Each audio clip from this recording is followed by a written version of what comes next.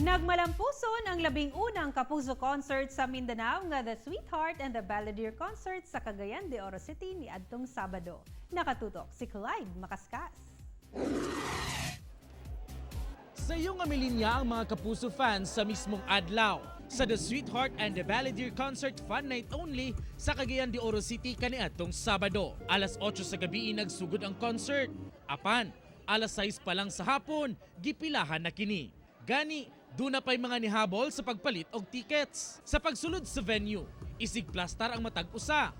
Gikan sa mga fans ni Julian San Jose, Christian Bautista, Kailin Alcantara, ug sa Donekla, nalingaw gayud sa show. Ang mga fans, nagbandera pa sa ilang dalang mga tarpaulin, balloons ug posters aron lang ipakita ang ilang suporta ug pagdaig sa ilang ginaidolong Kapuso artists. Tataw sa ilang mga panagway ang excitement sa performance sa ilang mga idolo. Tuod man, sa opening number pa lang, wala nagmahay ang tanan. Buhakak ng katawa ang mipatigbabaw. Diyang migawas na ang comedy duo nga Donekla.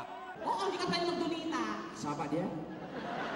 Ako ang donita, huwag na ulit Donita po ko paghilom niya. Ako ang donita. Ako po donita. Ako donita. Donita po ko. Saba! Pagsaba dia. Donita ko basta bahala ka dia. Donita no sa ko ikaw. Donaire. Donita, donaire. Labihang nalingaw ang mga taga-Cagayan de Oro City tungod Bisaya ang jokes sa duha. Uban si James Yap sa kamera. Ako, si Clyde Makaskas para sa One Mindanao.